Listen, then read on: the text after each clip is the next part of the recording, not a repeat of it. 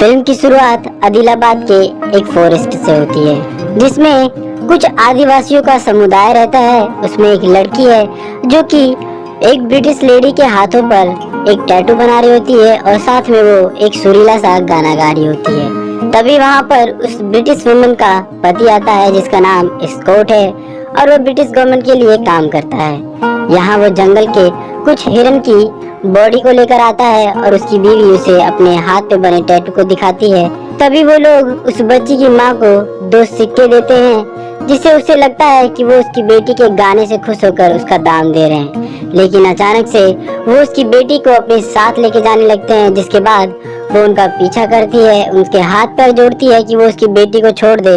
लेकिन British officer Scott नहीं मानता है और वो उसकी माँ को उस बच्ची की आंखों के सामने ही मरवा देता है। इसके बाद सीन शिफ्ट होता है दिल्ली की तरफ, जहां हम देखते हैं कि बहुत सारे लोग एक पुलिस थाने को चारों तरफ से घेरे हुए हैं और वो सभी नारे लगा रहे हैं। ये लोग इसलिए नारे लगा रहे होते हैं क्योंकि गवर्नमेंट ने आज ही के दिन लाला लाजपत राय को गिरफ्तार कर लिया है और वो उसे छुड़ाने के लिए वहां पर अड़े हुए हैं। ये सभी इतने गुस्से में होते हैं कि ये सभी पुलिस थाने के आसपास लगे बैरिकेड्स को जोर जोर से हिलाने लगते हैं कि वो कुछ ही पल में टूट जाएगा। अब यहाँ पर एंट्री होती है इस फिल्म के पहले हीरो यानी रामचरण की, जिसका नाम इस फिल्म में राजू है। राजू ब्रिटिश गवर्नमेंट में एक अच्छे खासे पद पर पुलिस ऑफिसर है। तभी वो देखता है कि भीड़ में से एक आदमी जो कि एक पत्थर खींच कर मारता है और वो पत्थर जाके लगता है स्कॉट के फोटो पर। अब ये देखने के बाद राजू को काफी गुस्सा आता है और वो अकेले ही बैरिकेड्स के बाहर जाके कूद जाता है, वो भी उन लोगों के बीच में जो कि काफी गुस्से में है। अब यहाँ पे राजू अपने हाथ में एक डंडा लेके जाता है और वो उन सभी को मारने लगता है और वो उन सभी को मार मार कर उस आदमी तक पहुँचना चाहता है जिसने स्कॉट के फोटो पर पत्थर फेंका था। अब यहाँ पर उसके पीछे सारी जनता लग जाती है, फिर भी कोशिश कर वो अपनी पावर के साथ आगे बढ़कर उस आदमी को पकड़ लेता है और बैरिकेड्स के अंदर ले आता है। अब राजू का ये गुस्सा और उसका ऐसा रूप और इसकी पावर देखकर सभी लोग काफी दंग रह जाते हैं और वो जो प्रोटेस्ट कर रहे होते हैं वो सभी राजू को दोबारा खड़ा होते देखकर वहां से वापस भागने लगते हैं। इसके बाद ब्रिटिश गवर्नमेंट कुछ ऑफिसर्स का नाम अनाउंस करती है जो कि हथियारों को एक जगह से दूसरी जगह लेके जाएंगे, लेकिन उसमें राजू का नाम नहीं आता है, जिससे वो थोड़ा दुखी हो जाता है और गुस्से में अपना सारा गुस्सा पंचिंग बैग के ऊपर उतारता है। इसके बाद सीन जाता है ब्रिटिश की सेक्रेटरी ऑफिस की तरफ, जहां हम देखते हैं निजाम ने अपना एक आदमी वेंकट भेजा है जो कि उस सेक्रेटरी को बताता है कि तुम लोगों ने जो एक आदिवासी बच्ची लाए हो उसे छोड़ दो। और ये वेंकट और चीजें बताता है। वो कहता है कि वैसे तो आदिवासी शांत रहते हैं और ये लोग झुंड में रहना पसंद करते हैं, लेकिन अगर इनके झुंड का एक भी आदमी गायब हुआ तो इनका झुंड का ख्याल रखने वाला वो आदमी उसे शेर के मुंह से भी वापस ले आएगा। लेकिन वो सेक्रेटरी उसकी बातों को ज्यादा तुल नहीं देता है। और इसके बाद हम देखते हैं एक जंगल का सीन जहाँ पर कुछ लोग शिकार के लिए जाल बिछा रहे होते हैं। यहाँ हम देखते हैं फिल्म के सेकंड हीरो यानी जूनियर एनटीआर को, जिनका नाम इस मूवी में भीम है। भीम और उनके साथी मिलकर एक जंगली भेड़िए का शिकार कर रहे होते हैं, परंतु बीच में आ जाता है एक शेर, जिसके बाद हम देखते हैं कि भीम उस शेर को मारने की बजाय बेहोश कर छोड़ देता है। यहाँ भीम की बातों से पता चलता है कि वो 6 महीने से मल्ली को ढूंढ रहा है, यानी वही लड़की जिसे स्कॉट अपने साथ ले गया था। इस वजह से भीम अपना नाम अख्तर रखकर दिल्ली के एक गैराज में ही काम करता है, क्योंकि उसे ब्रिटिश गवर्नमेंट भी ढूंढ रही होती है, क्योंकि निजाम के आदमी ने उन्हें बता दिया था कि वो आएगा और मल्ली को ले जाएगा। उधर हम देखते हैं कि स्कॉट और स्कॉट की बीवी काफी परेशान है, क्योंकि भीम उन्हें नहीं मिल रहा होता है। तो वो लोग एक मीटिंग करते हैं और कुछ ऑफिसर्स को हायर करने की कोशिश करते हैं कि वो लोग भीम को ढूंढ के लाएं, परंतु यहाँ हम देखते हैं कि पीछे से आवाज उठती है और वो आवाज होती है किसी और की नहीं, राजू की। वो बोलता है कि वो उसे ढूंढ कर लाएगा। राजू भीम को ढूंढने के लिए प्लानिंग शुरू कर देता है। उधर हम देखते हैं भीम भी उस पैलेस में घुसने के लिए अपने हिसाब से रास्ता बनाता रहता है। वो अपने एक आदमी को उस पैलेस में काम के बहाने भेजने की कोशिश करता है, परंतु वो पकड़ा जाता है, जिसके बाद उसकी पिटाई होती है। और वहाँ हम देखते हैं कि उस आदमी को पिटाई से बचाती है एक ब्रिटिश वुमन, जिसे देखने के बाद भीम को लगता है कि वो अच्छी है और वो उसकी मदद कर सकती है। अब इसके बाद सीन शिफ्ट होता है शहीद करणवीर सिंह आदर्श भवन की तरफ, जहां हम देखते हैं कि वहां पे सारे सेनानी इकट्ठे होते हैं और वो अंग्रेजों के इस दमन को खत्म करने की बातें कर रहे होते हैं। यहाँ पर अपना रूप बदलकर राजू भी सिविल ड्रेस में जाता है, क्योंकि इस भवन में सभी सेनानी अंग्रेजों के खिलाफ हैं। तो राजू को लगता है कि जरूर यहाँ पे भीम भी होगा और उसके प्लान के हिसाब से वैसा ही होता है। उसे भीम का एक आदमी मिल जाता है और वो अपना हाथ बढ़ाता है उसकी मदद के लिए, ताकि स्कॉट भीम को मार सके और मल्ली को बचा सके।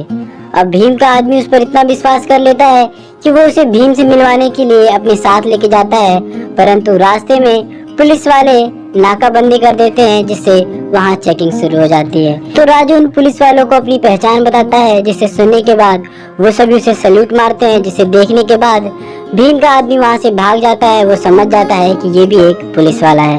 वो भागकर भीम के पास जाता है और उसे बताता है, तो भीम उसे अंडरग्राउंड कर देता है कि कुछ दिन वो उसे छुप कर रहे। अब यहाँ पर एक बच्चा एक पुल के नीचे मछली पकड़ रहा होता है, तभी अचानक से वहाँ से एक ट्रेन गुजरती है जिसमें पेट्रोल का कच्चा तेल होता है, जिसमें आग लगने की वजह से वो वहीं पे ब्लास्ट होकर उस पुल के नीचे गिर जाती है। इसमें वो बच्चा फंस जाता है, जिसे देखने के बाद राजू और भीम दोनों ही प्लान बनाते हैं कि वो उसे बचाएंगे और पहली बार ही इन दोनों की यहाँ पे मुलाकात होती है। अब इसके बाद ये दोनों दोस्त बन जाते हैं, क्योंकि दोनों ही एक दूसरे की असलियत से वाकिफ नहीं होते हैं। इस वजह से ये दोनों बहुत ही पक्के दोस्त हो जाते हैं। इसी बीच भीम अपना काम भी जारी रखता है और वो उस ब्रिटिश लेडी से मिलने की कोशिश करता है, जिसका नाम जेनिफर है और वो दिल की अच्छी है, तो वो उससे मदद मांगने की कोशिश करता है। भीम उस लेडी को देखता है तो राजू को लगता है कि वो उससे पसंद करता है, जिससे वो उसकी मदद करता है और इस बहाने ही वो दोनों मिल जाते हैं। और वो लेडी भीम को अपने पैलेस में पार्टी के लिए इनवाइट करती है, जिसके बाद ये दोनों उस पार्टी में जाते हैं और नाच गाना करते हैं। और इसके बाद भीम उस पैलेस में छुप छुप कर घुसता है, जहाँ उसे मिल जाती है मल्ली। और मल्ली उसे देखकर रोने लगती है। वो उससे वादा करता है कि वो उसे छुड़ाने के लिए जरूर आएगा। इसके बाद राजू के हाथ में वो आदमी लग जाता है भीम का, और जिसके बाद वो उसे पीट पीट कर भीम का नाम और उसकी पहचान बताने की बात करता है, लेकिन वो आदमी अपना मुंह नहीं खोलता है। इसी बीच अचानक से राजू को एक सांप काट लेता है, और जिससे वो एक ही घंटे में मरने वाला होता है, लेकिन भीम की नजर उसे पे पड़ जाती है और वो उसकी जान बचाता है। और इसी बीच वो राजू को अपनी सारी सच्चाई बता देता है कि वो यहाँ पर मल्ली को छुड़ाने के लिए आया है। अब भीम को अपने सामने देखकर राजू कुछ नहीं कर पाता है, क्योंकि वो अभी भी उसे पकड़ने के लायक नहीं है। अब उधर भीम निकल जाता है मल्ली को बचाने के लिए, और वो पैलेस का दरवाजा तोड़कर एक ट्रक अंदर घुसा देता है, जिसके अंदर बहुत सारा पिंजरा होता है और उसमें होते हैं जंगली जानवर। वो उन सभी जंगली जानवरों को उसी पैलेस में खोल देता है और वहाँ पे हमला शुरू हो जाता है। वो मल्ली को बचाने की कोशिश करता है, परंतु पीछे से राजू आ जाता है, जो कि पुलिस यूनिफॉर्म में होता है।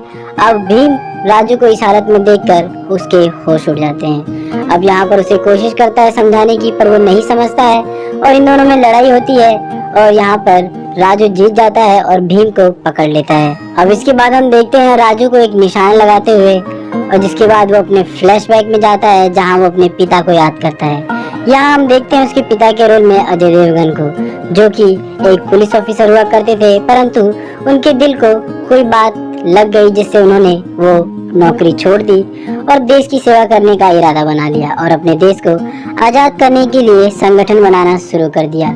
उसके पिता का कहना था कि हमारे पास जितने हथियार होंगे हम भी उतने ही ताकतवर होंगे, ताकि हम ब्रिटिश सरकार से मुकाबला कर सके। एक लड़ाई में हम देखते हैं कि राजू के पिता और उसकी माँ और इसका छोटा भाई तीनों ब्रिटिश सरकार की गोलियों से मारे जाते हैं, परंतु राजू का निशाना अच्छा होता है, जिसकी वजह से वो बच जाता है और उसे अपने पिता से वादा करता है कि वो बहुत सारे हथियार लेगा और अपने लोगों को ट्रेनिंग देगा, ताकि वो लोग ब्रिटिश से लड़ सके। अब सीन वापस प्रेजेंट में जाता है, जहाँ हम देखते हैं कि भीमा को एक सजा दी जाती है कि जब तक वो सॉरी नहीं बोलेगा उसे कोड़े मारे जाएंगे, और ये कोड़े कोई और नहीं बल्कि राजू मारेगा। राजू उसके ऊपर कोड़े नहीं मारना चाहता है, क्योंकि वो उसे एक अच्छा दोस्त मानता था, लेकिन यहाँ पर भीमा के सॉरी ना मानने पर और घुटने ना टेकने की वजह से वो उसे कोड़े मारता रहता है। लेकिन फिर भी भीम की हिम्मत बिल्कुल नहीं टूटती।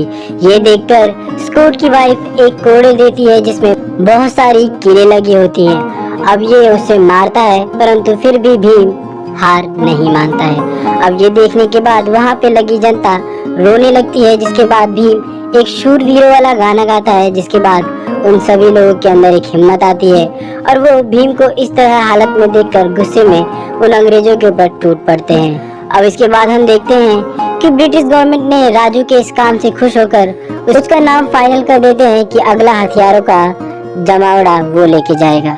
अब ये सुनने के बाद राजू बहुत ही खुश होता है, परंतु वो दुखी भी होता है क्योंकि अगले ही दिन अब भीमा को फांसी दी जाएगी। इस वजह से वो यहाँ जाने के लिए साफ साफ मना कर देता है और वो बोलता है कि जब भीम ने अपने गाने से लोगों के अंदर एक ज्वाला भर दी है तो हथियारों की क्या जरूरत है, और वो तय कर लेता है कि अगले दिन फांसी से भीम को वो बचाएगा। तो वो एक प्लान करता है और वो अपने ऑफिसर को बोलता है कि क्यों ना हम भीम को यमुना नदी के किनारे मारे ताकि लोगों को गुस्सा ना आए और उसे हम मार कर वहीं पर फेंक दें। अब राजू की ये प्लानिंग सुनकर स्कॉट काफी खुश होता है और वो इस काम के लिए राजू को मंजूरी दे देता है। अब अगले दिन राजू भीम को लेकर उसी यमुना नदी के किनारे की तरफ निकल जाता है और साथ में उसके होती है मल्ली। अब यहाँ पर वो राजू को छुड़ाने के लिए अपने एक आदमी से उसके हाथों में एक ब्लेड दे देता है ताकि वो अपनी रस्सियाँ काट सके। अब यहाँ पर रास्ते में स्कॉट को पता चल जाता है कि राजू उन्हें धोखा दे रहा है, तो वो उसके ऊपर हमला कर देते हैं। यहाँ पर उनकी गाड़ी पलट जाती है, जिससे राजू गिर जाता है और मल्ली वहाँ से भागने लगती है। अब मल्ली को भागना देख ब्रिटिश गवर्नमेंट के और ऑफिसर उसके पीछे भागते हैं उसे मारने के लिए, लेकिन राजू उसे बचाने की कोशिश करता रहता है।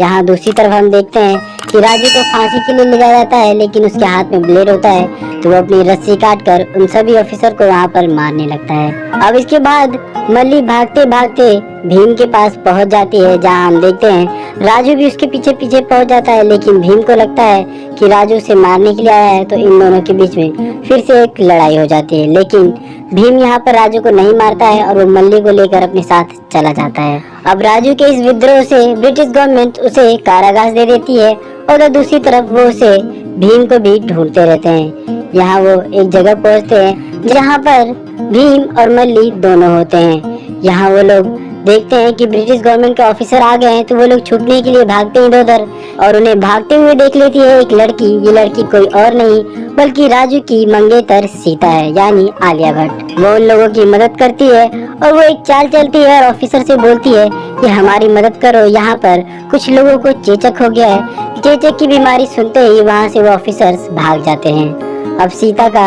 ये मददगार रूप देखकर भीम उससे उसके बारे में पूछता है, तो वो बताती है अपने बारे में और अपने मंगेतर के बारे में बताती है कि वो पुलिस में है। तो वो बोलती है कि आप लोगों को डरने की कोई जरूरत नहीं है, वो भले ही पुलिस में हो लेकिन वो काम अपने भारत देश की आज़ादी के लिए कर रहा है। अब ये बात सुनने के बाद वो लोग चौंक जाते हैं, जहाँ सीता उन्हें बताती है कि वो ज्यादा दिन जिंदा नहीं रह पाएंगे क्योंकि 2 दिन में उनकी फांसी है, क्योंकि उन्होंने अपने एक दोस्त की भागने में मदद की थी। अब ये सुनने के बाद वो चौंक जाता है और वो समझ जाता है कि ये किसी और की बात नहीं बल्कि राजू की बात कर रही है। यहाँ वो सभी बातें समझ जाता है कि किस तरीके से राजू ने भीम की मदद की थी। अब इसके बाद भीम खुद को काफी रिग्रेट फील करता है और वो सीता से वादा करता है कि वो उसे जरूर वापस लेकर आएगा और वो निकल जाता है राजू की जान बचाने के लिए। इसके बाद भीम पहुंच जाता है उसी पैलेस की तरफ जहां पर राजू जमीनी कारागार काट रहा होता है। यहाँ वो समझ जाता है कि वो जमीन की कारागार में है, तो वो जमीन पर अपने हाथ से मारता है जिसकी आवाज पहुंचती है राजू तक। यहाँ राजू समझ जाता है कि ये कोई और नहीं बल्कि भीम है। यहाँ वो दोनों मिल जाते हैं और भीम उससे वादा करता है कि वो उसे छुड़ाएगा और भीम उस कारागार का दरवाजा तोड़कर उसे बाहर निकालता है। अब यहाँ पर राजू चल नहीं सकता है क्योंकि उसे बहुत ही टॉर्चर किया गया है, तो यहाँ पर भीम उसे अपने कंधे पे बिठाता है और ये दोनों वहाँ पर इसी अंदाज में वहाँ के ऑफिसर से लड़ते हैं। यहाँ की फाइट बहुत ही कमाल होती है। इसके बाद ये दोनों बाहर निकलकर जंगल में पहुँच जाते हैं, जहाँ स्कॉट को पता चलता है कि वो दोनों इस एरिया से बाहर निकलने की कोशिश कर रहे हैं, तो वो स्पेशल कोस्ट पुलिस ऑफिसर को बुलवाता है। पुलिस ऑफिसर उन तक इससे पहले पहुँचे। यहाँ पर हम देखते हैं कि भीम राजू के जख्मों पर जड़ी बूटियां लगाता है जिससे वो थोड़ी धीरे धीरे स्वस्थ होना शुरू कर देता है। अब यहाँ पे हम देखते हैं कि पानी और आग का एक मेल जिसमें ये दोनों मिलकर लड़ते हैं उन ऑफिसर से और वो दोनों जीत जाते हैं। इस फाइट के सीन्स और बीएफएक्स काफी अच्छे थे, जिस वजह से ये फाइट बिल्कुल ओरिजिनल लग रही थी, ना कि किसी मूवी की कॉपी। अब इसके बाद ये दोनों पहुंचते हैं स्कॉट के पैलेस की तरफ, जहां पर ये दोनों एक जलती हुई बाइक को उसके हथियार घर में घुसा देते हैं। अब ये जलती हुई बाइक जब हथियार घर में घुसती है तो वहां पे होता है हथियारों का विस्फोट, जिससे वो पैलेस अब धीरे धीरे कर विस्फोट होने लगता है और टूटने लगता है, और इसी में स्कॉट को भी मारकर ये दोनों खत्म कर देते हैं। उधर भीम राजू के सपने को सच करता है और वो उसके लिए कुछ हथियार के डिब्बे बाहर बचा के ले आता है, और जिसके बाद राजू उस हथियार के डिब्बे को लेकर अपने आदमी के पास पहुंचता है और वो मिलता है अपनी मंगेतर सीता से, जिसके बाद ये फिल्म यहीं एंड हो जाती है। तो अगर आपको ये फिल्म और ये मेरी एक्सप्लेनेशन अच्छे लगे तो प्लीज इस वीडियो को लाइक करें और चैनल को जितना हो सके सब्सक्राइब करें और कमेंट करके बताएं कि और आपको कौन सी मूवीज की एक्सप्लेनेशन चाहिए। तब तक के लिए बाय बाय।